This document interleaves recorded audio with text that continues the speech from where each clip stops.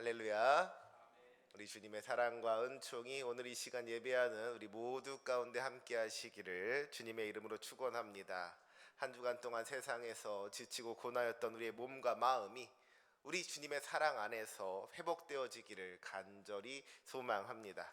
우리 앞에서 길을 만드시는 주님, 그 주님의 은혜로 말미암아 우리 인생의 모든 문제가 해결되어지고 막힌 것이 활짝 열려지는 형통한 삶을 살아갈 수 있으시기를 주님의 이름으로 축복합니다.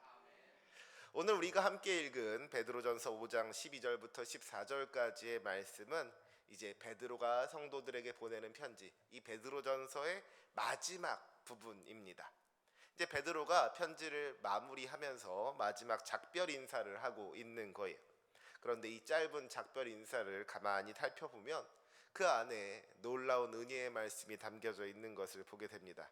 오늘 이 시간에는 이 베드로의 마지막 인사를 함께 살펴보면서 함께 은혜를 나누고자 합니다. 우리 먼저 본문 12절 말씀 다시 한번 함께 읽겠습니다. 12절 말씀 함께 읽습니다. 시작. 내가 신실한 형제로 아는 실루아노로 말미암아 너희에게 간단히 써서 권하고 이것이 하나님의 참된 은혜임을 증언하노니 너희는 이 은혜에 굳게 서라. 아멘. 이제 편지를 마무리하면서 베드로는 자기가 편지를 쓰게 된 이유와 목적이 무엇인지를 한마디로 요약합니다. 이것이 하나님의 참된 은혜임을 증언하노니 너희는 이 은혜에 굳게 서라. 그러니까 지금 베드로가 성도들에게 편지를 쓰게 된 이유가 무엇이냐? 하나님의 참된 은혜에 대해서 증언하기 위함이더라 하는 거예요. 너희는 이 은혜에 굳게 서라. 성도들이 이 은혜, 그러니까 하나님의 참된 은혜에 굳게 서도록 하기 위해서 이 편지를 썼다는 것이죠. 사랑하는 우리 성도 여러분, 우리가 이 세상을 살아가면서 붙들어야 할 것이 무엇이겠습니까? 어떤 분들은 돈을 붙들고 살아갑니다. 어떤 분들은 자기의 지혜와 능력을 붙들고 살아갑니다. 어떤 분들은 남편을 붙들고 살아가고 자식들을 붙들고 살아가고 그렇게 사람들을 붙들고 살아갑니다. 하지만 여러분, 이런 것들은 영원하지 않은 거예요. 거센 비바람이 불고 세찬 파도가 몰아치면 여지없이 무너져 내리는 모래성과도 같은 것이죠. 그렇기 때문에 베드로는 말합니다. 너희는 이 은혜에 굳게 서라. 우리가 진정으로 의지해야 할 것은 우리의 그 얄팍한 힘과 능력이 아니라는 거예요. 있다가도 사라지는 세상의 부귀영화가 아니라는 겁니다. 우리가 붙들어야 할 것은 오직 하나님의 은혜인 줄로 믿습니다. 우리가 이 은혜의 반석 위에 굳게 설 때에 세상의 그 어떤 풍파에서도 흔들리지 않을 수가 있는 거예요. 그 어떤 절망적인 상황 속에서도 넘어지지 않고 마침내 승리하는 삶을 살 수가 있는 겁니다.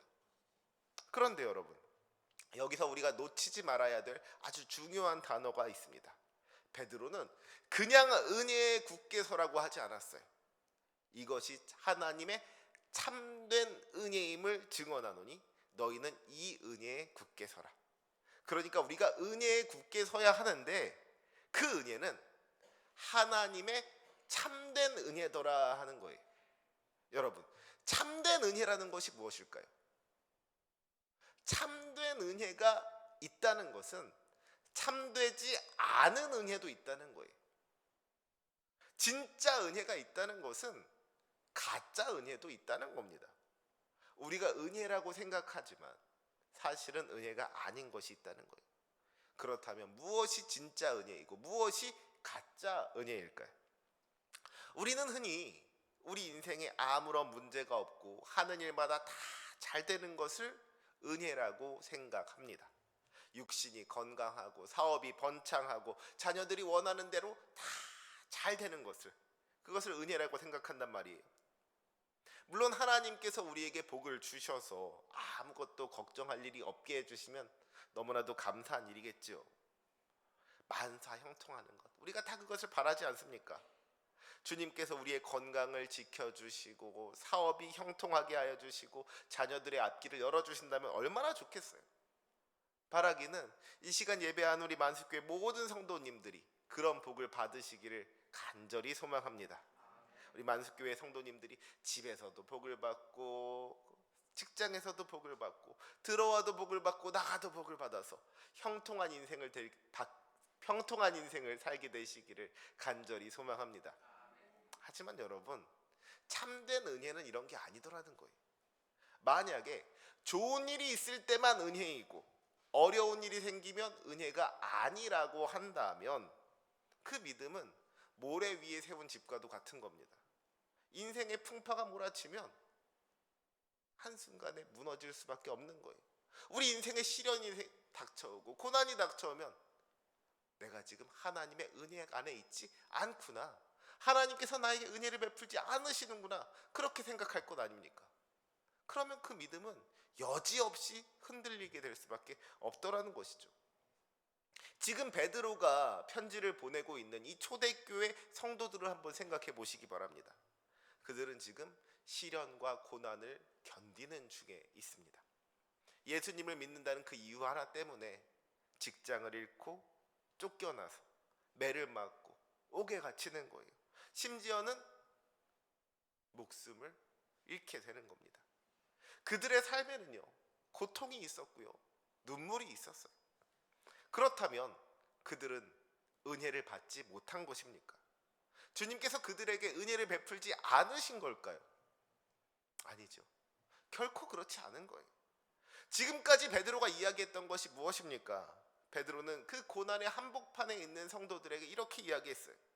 이것이 하나님의 참된 은혜입니다.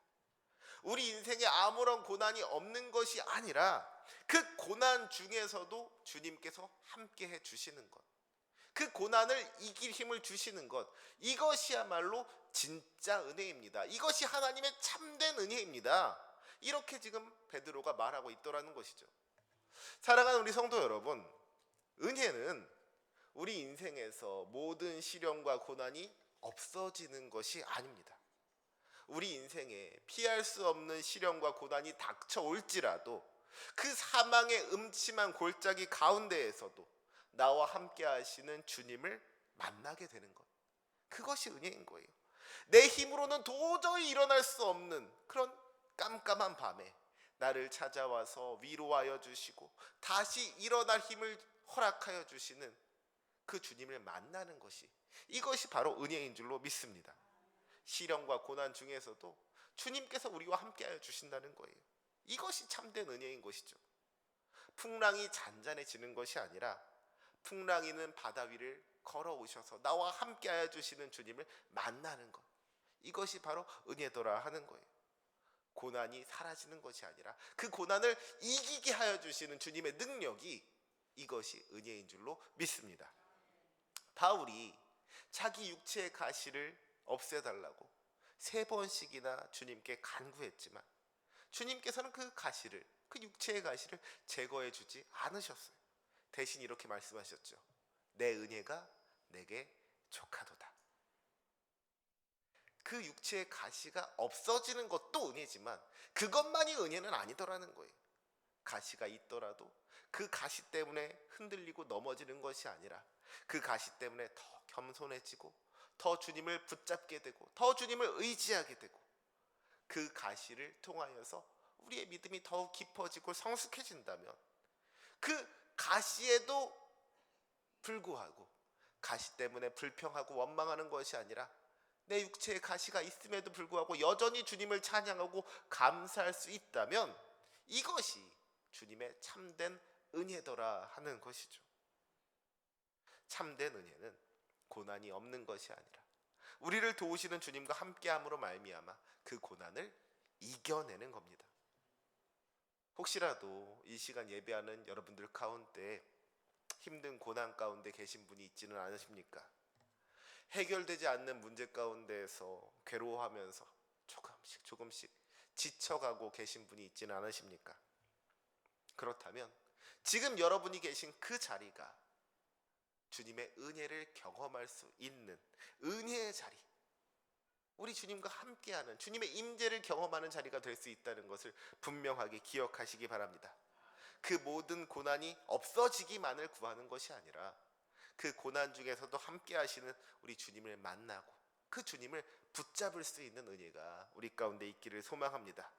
그리하여 그 모든 시험 환난을 이겨내고 믿음으로 승리하는 저와 여러분이 되시기를 주님의 이름으로 축원합니다. 오늘 본문을 살펴보면 이제 베드로가 편지를 마무리하면서 두 사람의 이름을 언급하고 있는 것을 보게 되죠. 바로 실루아노와 마가입니다. 먼저 12절 말씀해 보니까 내가 신실한 형제로 아는 실루아노로 말미암아 간단히 써서 권하고 그랬습니다. 어떤 신학자들은 이 말이 이 실루아노가 베드로의 말을 대필했다 하는 것을 의미한다고도 해석하기도 합니다. 아시다시피 우리 베드로는 원래 갈릴리 호수에서 고기 잡던 어부였잖아요. 베드로가 교육 수준이 높은 사람은 아니었다는 거예요. 많이 배운 사람이, 가방끈이 긴 사람이 아니었다는 겁니다. 그런데 당시에는 그렇게 글자를 읽고 쓸 줄 아는 사람들이 많지 않았단 말이에요. 그러니까 아마 베드로도 그렇게 글자를 잘 쓰는 사람은 아니었을 수 있다는 것이죠. 그래서 베드로가 말을 하면 이 실루아노가 그것을 받아 적어서 이 편지가 쓰여졌다 하는 겁니다. 그러니까 베드로에게 있어서 실루아노는 너무나도 귀한 동역자였던 것이죠. 그런데 이 실루아노라는 사람은 사실 우리가 잘 알고 있는 사람입니다. 성경을 좀 읽어보신 분들은 바울의 동역자였던 실라를 기억하실 거예요. 바울과 함께 복음을 전하다가 감옥에 갇혀서 매를 맞고 감옥에 갇혔던 그 사람. 하지만 그 감옥에서도 여전히 주님 앞에 기도하고 찬양했던 사람이 이 실라이지 않습니까? 그 실라가 오늘 본문의 실루아노인 겁니다. 실루아노는 실라의 로마식 이름인 거예요. 그런데 베드로는 이 실루아노에 대해서 내가 신실한 형제로 아는 실루아노라고 이야기하고 있습니다. 여러분, 신실하다는 것이 무엇입니까? 상황에 따라서 흔들리거나 변하지 않는다는 거예요. 실라는 좋은 일이 있을 때만 주님을 찬양한 사람이 아니었습니다. 그가 매를 맞고 감옥에 갇혔을 때도 그는 여전히 주님을 찬양했어요. 이것이 바로 신실함인 것이죠. 좋은 일이 있을 때는 신이 나서 감사하고 찬양하다가 힘든 일이 생기면 불평하고 원망하는 것이 많은 사람들의 모습이지 않습니까? 좋은 일이 있을 때 기뻐하고 찬양하는 것 누구나 할 수 있는 거예요. 하지만 힘들고 어려운 순간에도 시련과 고난 중에서도 여전히 주님을 찬양하는 것, 이것은 아무나 할 수 있는 일이 아닌 것이죠. 그리 아니하실지라도 감사하는 것, 무화과 나무 잎이 마르고 포도 열매가 없을지라도 여전히 주님을 기뻐하고 찬양하는 것, 이것은 신실함이 없고서는 불가능한 일입니다. 그런데 실라에게는 이런 신실함이 있었다는 거예요. 지금 베드로가 이 편지를 실루아노에게 맡길 수 있었던 이유가 무엇이겠습니까? 단순히 실라가 글씨를 쓸 줄 알아서였을까요? 그게 아니죠. 실라가 신실한 사람이었기 때문에 이 중요한 편지를 실라에게 맡길 수 있었던 거예요. 고난 중에서도 여전히 주님을 찬양하던 그 실라였기 때문에 지금 이 고난받는 성도들, 핍박받는 성도들을 향한 편지를 맡길 수가 있었던 겁니다. 사랑하는 우리 성도 여러분, 우리에게도 이러한 신실함이 있어야 할 줄로 믿습니다. 앞에서 참된 은혜는 우리 인생의 고난이 사라지는 것이 아니라 고난 중에서도 함께 하시는 우리 주님을 깊이 경험하는 것이라 그랬어요. 그렇다면 이 하나님의 참된 은혜를 경험한 성도들은 어떤 삶을 살아가야 하겠습니까? 우리 삶 속에 신실함의 열매가 맺혀져야 하는 거예요. 고난 중에서도 주님께서 함께 하신다는 것을 알기 때문에, 내가 이 시련과 고난 중에서도 주님께서 나와 함께 하심을 믿기 때문에 흔들리지 않는 겁니다.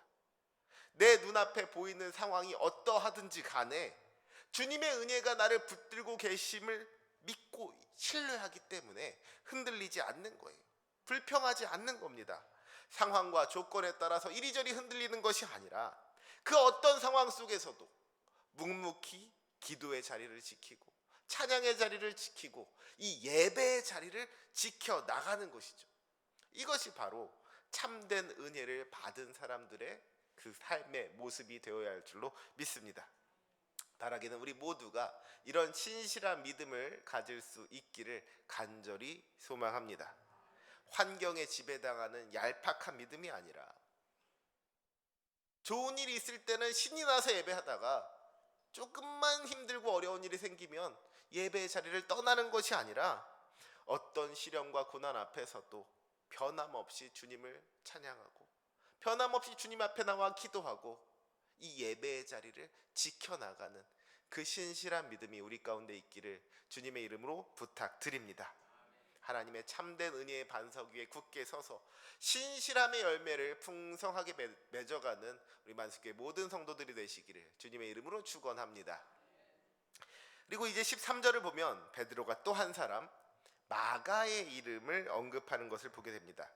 본문 13절 말씀에 보니까 바벨론에 있는 교회가 너희에게 문안하고 내 아들 마가도 그리하느니라 그랬어요. 여러분, 그런데 이 마가가 어떤 사람입니까? 마가는요, 원래 사도 바울과 바나바의 1차 선교 여행에 동행했던 사람이었습니다. 그런데 이 선교 여행이 너무너무 힘들고 괴로우니까 이 마가가 그걸 견디지 못했던 거예요. 마가가 선교 여행 중간에 포기하고 집으로 돌아가 버립니다. 사역을 포기하고 도망쳤던 거예요. 이 사건은 바울에게 엄청난 실망감, 엄청난 분노와 상처가 되었습니다. 시간이 지나서 2차 선교 여행을 떠나려고 하는데 바나바가 마가를 다시 데려가 보자고 하는 거예요. 하지만 바울은 단호하게 거절하죠. 지난번에 힘들다고 우리를 버리고 도망간 사람을 어떻게 데려갈 수가 있냐는 거예요. 이번에도 힘든 일이 생기면 또 도망갈 게 뻔한데 그런 사람을 어떻게 믿을 수가 있냐는 것이죠. 결국에는 이 마가 때문에 바울과 바나바가 심하게 다투고 갈라서게 됩니다. 너무나도 안타까운 일이죠. 마가는요, 실패자였고 도망자였습니다. 힘들다고 해서 맡겨진 사명으로부터 도망친 도망자였고 자기의 연약함 때문에 교회에 분열을 일으킨 사람이었어요. 그런데 오늘 본문에서 베드로가 마가를 부를 때 뭐라고 부르고 있어요? 내 아들이라고 부르고 있습니다. 이게 어떻게 된 일입니까? 사명의 자리에서 힘들다고 도망쳤던 사람이, 바울과 바나바가 갈라서게 만들었던 사람이, 교회에 상처를 주고 분열을 일으켰던 사람이 어떻게 베드로의 아들이 될 수가 있겠어요? 그것은 그럴 수 있는 이유가 있다면 그 이유는 오직 하나님의 은혜 때문인 줄로 믿습니다. 마가가 달라졌기 때문이 아니에요.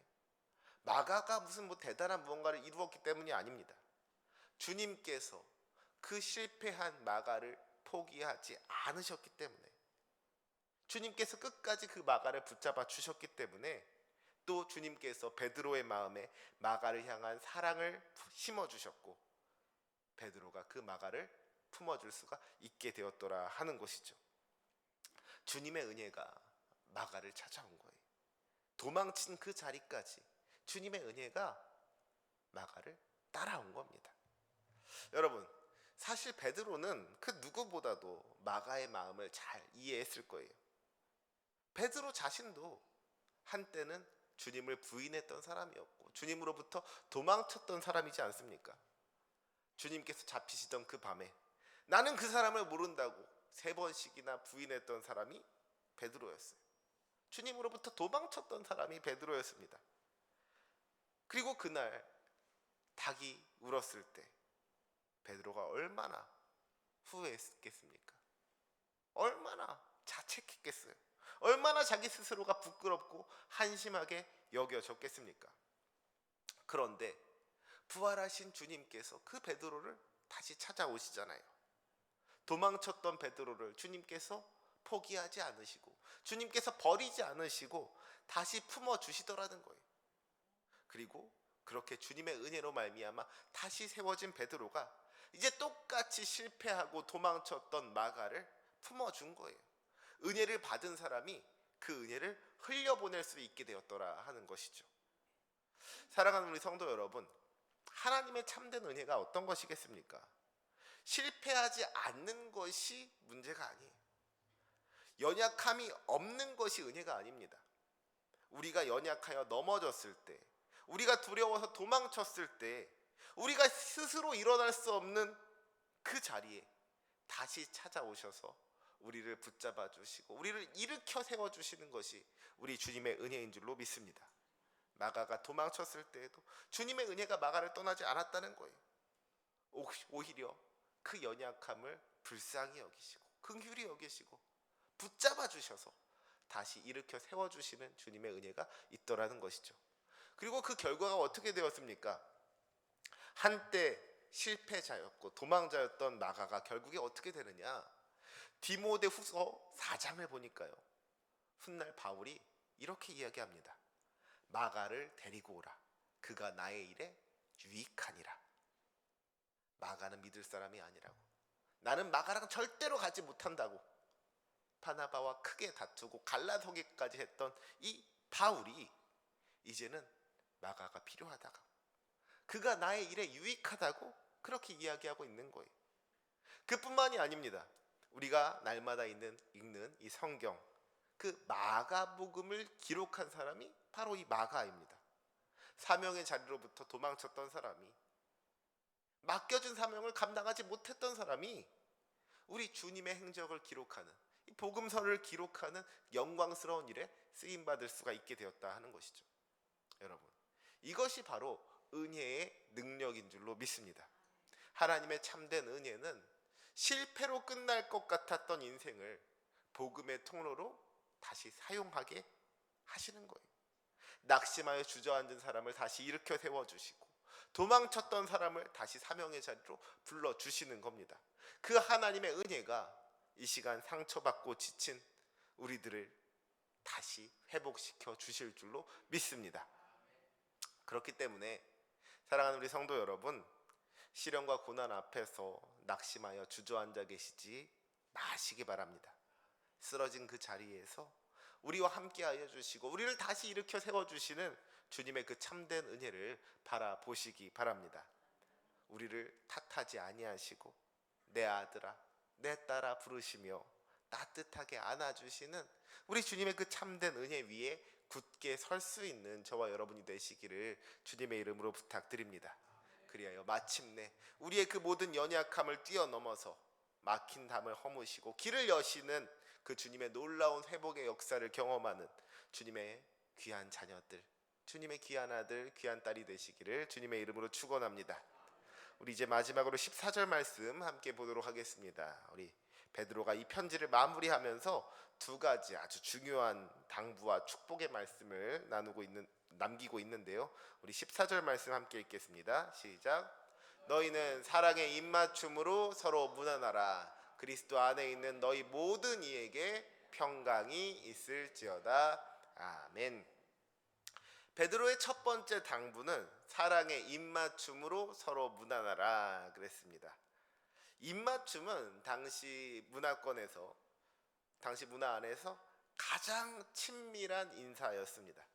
단순히 예의상의 인사가 아니라 진심으로 상대방을 사랑하고 아낀다는 표현으로 서로 사랑의 입맞춤을 했다 하는 거예요. 그러니까 지금 베드로가 성도들에게 말하고 있는 것이 무엇이냐?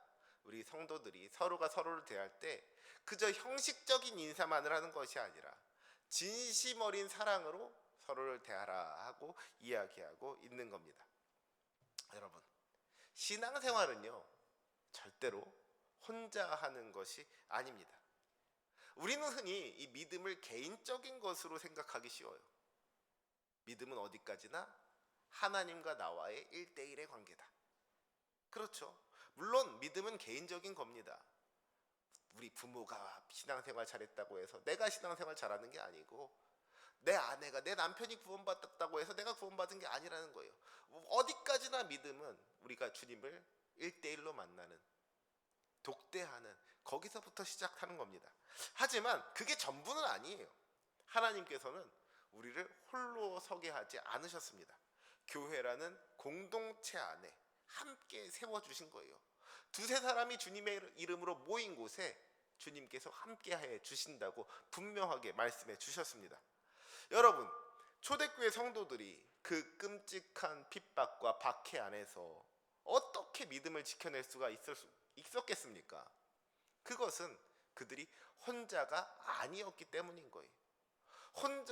나 혼자서 이를 악물고 버티는 것이 아니라 서로가 서로를 붙잡아주고 위로해주고 격려해 줬기 때문에 그 모든 시련과 고난을 이길 수가 있더라는 것이죠. 독불장군 같은 신앙은 금방 지치고 쓰러지기 마련인 겁니다. 감옥에 갇혔던 바울의 곁에 함께 찬양하고 기도했던 실라가 있었던 것과 같이, 도망친 마가를 붙잡아 주었던 바나바와 베드로가 있었던 것과 같이 우리에게도 사랑으로 함께할 믿음의 동역자가 필요한 거예요.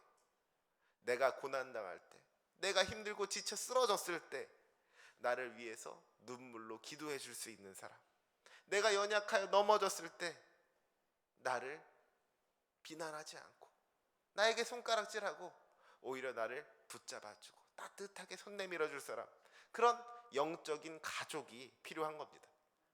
사랑하는 우리 성도 여러분, 오늘 이 시간 이 예배를 마치고 나가실 때 옆에 계신 성도님들을 한번 따뜻하게 바라봐 주시기 바랍니다. 한 주간 동안 얼마나 고단하고 힘드셨습니까? 말 한마디, 따뜻한 눈빛 하나, 진심 어린 미소 하나가 또다시 우리가 한 주간을 살아갈 수 있는 힘이 되는 거예요. 우리가 서로 사랑의 교제를 나눌 때 주님의 은혜가 임하게 될 줄로 믿습니다. 그리고 이제 이어서 베드로는 마지막 축복의 인사를 건넵니다. 그리스도 안에 있는 너희 모든 이에게 평강이 있을지어다. 지금 편지를 받는 성도들의 상황은 어떻습니까? 핍박받고 있고 고난당하고 있고 매를 맞고 옥에 갇히는 거예요. 그런데 베드로가 그들에게 마지막으로 건네는 말이 무엇이냐? 평강이 있을지어다. 상황이 평안해졌기 때문에 평강이 있는 게 아니에요. 문제가 해결되어서 평강이 있는 게 아닙니다. 이 평강은 어디서부터 오는 것입니까? 베드로가 분명하게 이야기하고 있어요. 그리스도 안에 있는 너희 모든 이에게 평강이 있을지어다. 우리가 평강을 누릴 수 있는 이유는 우리의 어떤 환경이 아닌 겁니다. 우리의 어떤 조건이 아닌 거예요. 우리가 그리스도 안에 있을 때 우리는 평강을 누릴 수 있는 줄로 믿습니다. 우리가 그리스도 안에 있을 때 그 어떤 상황 속에서도 세상이 줄 수 없는 평강을 누리게 된다는 거예요. 세상이 주는 평강에는요, 조건이 있습니다. 아무런 문제가 없을 때의 평강을 누릴 수 있는 거예요. 건강할 때, 돈이 있을 때, 상황이 좋을 때만 누릴 수 있는 그런 평강입니다. 하지만 우리 주님께서 주시는 평강은 다른 거예요. 감옥 안에서도 찬양할 수 있는 평강인 겁니다. 풍랑이 있는 바다 위에서도 잠들 수 있었던 그 주님의 평강인 거예요. 십자가 앞에서도 아버지의 뜻대로 하옵소서 주님께 맡겨드릴 수 있는 그 평안함, 그 어떤 상황 속에서도 흔들리지 않는 믿음이 우리 가운데 있어야 할 줄로 믿습니다. 이 평강이 바로 하나님의 참된 은혜가 우리에게 가져다주는 선물인 거예요. 하나님의 참된 은혜는 우리 삶의 모든 고난을 없애주는 것이 아니라 그랬어요. 고난 중에서도 주님께서 함께 하심을 깨닫게 하여 주시고 실패한 우리를 다시 일으켜 세워주시는 그 주님의 은혜가 있기 때문에 우리는 그 어떤 상황 가운데에서도 두려워하고 염려하고 근심하고 걱정하는 것이 아니라 주님 안에서, 그리스도 안에서 평강을 누릴 수 있는 줄로 믿습니다. 이것이 바로 하나님의 은혜인 것이죠. 사랑하는 우리 성도 여러분, 우리가 그 평강을 누릴 수 있게 되기를 간절히 소망합니다. 베드로는 말합니다. 이것이 하나님의 참된 은혜임을 증언하노니 너희는 이 은혜에 굳게 서라. 참된 은혜는 고난이 없는 것이 아니라고 했어요. 그 고난 가운데에서도 함께 하시는 우리 주님을 만나는 겁니다. 우리 주님을 붙잡는 거예요. 신라처럼 그 어떤 상황 속에서도 흔들리지 않는 신실함을 가지시기 바랍니다. 혹시 우리가 마가처럼 실패했을 때에도 다시 일으켜 세워주시는 주님의 은혜를 경험할 수 있으시기 바랍니다. 무엇보다 함께 서로 사랑의 교제를 나누면서 우리 주 예수 안에서, 그리스도 안에서 참된 평강, 참된 평화를 누리시기 바랍니다. 이것이 하나님의 참된 은혜 위에 굳게 선 성도들의 삶의 모습인 줄로 믿습니다. 오늘 이 시간 이 예배 자리에 어떤 짐을 지고 나오셨든지, 어떤 아픔을 가지고 나오셨든지, 하나님의 참된 은혜가 여러분들의 삶 가운데 새롭게 임하시기를 간절히 소망합니다. 그 은혜의 반석 위에 굳게 서서 세상이 흔들어도 흔들리지 않고, 그 어떤 풍파 가운데에서도 넘어지지 않으며 마침내 그리스도 예수 안에서 참된 평화를 누리는 저 여러분이 되시기를 주님의 이름으로 축원합니다. 아멘. 기도하시겠습니다. 사랑이 많으시고 은혜가 풍성하신 하나님 아버지, 오늘 베드로의 마지막 인사를 통하여서 참된 은혜가 무엇인지 깨닫게 해주시니 너무나도 감사드립니다. 주님, 우리는 고난이 없는 것이 은혜라고 생각했습니다. 하는 일마다 다 잘 돼서 만사 형통한 것만이 은혜이고 복이라고 생각했습니다. 하지만 주님, 오늘의 말씀을 통하여서 참된 은혜는 고난이 없는 것이 아니라 그 고난 중에서도 함께하여 주시는 주님을 만나는 것임을 다시 한번 깨닫게 하여 주심에 감사드립니다. 평안할 때만 주님을 찾는 얄팍한 믿음이 되지 않게 하여 주시옵소서. 좋은 일이 있을 때만 기뻐하며 찬양하고 감사하는 우리의 모습이 되지 않게 하여 주시옵소서. 매를 맞고 감옥에 갇혀서도 변함없이 주님을 찬양했던 신라의 그 신실함을 갖게 하여 주시옵고, 혹시라도 우리가 마가처럼 실패하였을 때도 우리를 포기하지 아니하시고 우리를 다시 회복시키시는 주님의 그 놀라운 은혜를 경험하게 하여 주시옵소서. 또한 주님, 우리 만숫교회가 함께 사랑의 교제를 나누는 은혜의 공동체가 될 수 있기를 원합니다. 나 혼자서 인생의 짐을 지고 가다가 쓰러지는 것이 아니라 서로가 서로의 짐을 나누어 지고 서로가 서로를 붙잡아주며 서로가 서로를 위하여 기도하는 믿음의 공동체, 서로가 서로에게 하나님의 은혜의 통로가 되는 아름다운 믿음의 공동체가 될 수 있도록 인도하여 주시옵소서. 무엇보다 우리가 주님 안에서 평안을 누리기를 원합니다. 세상이 아무리 요동칠지라도 우리 구주 예수 그리스도 안에서 참된 평강을 누리며 시련과 고난을 이겨내는 믿음의 사람들로 세워지게 하여 주시옵소서. 하나님의 참된 은혜의 반석 위에 굳게 서는 복된 성도들 되게 하여 주시옵소서. 감사함이 예수님의 이름으로 기도합니다. 아멘.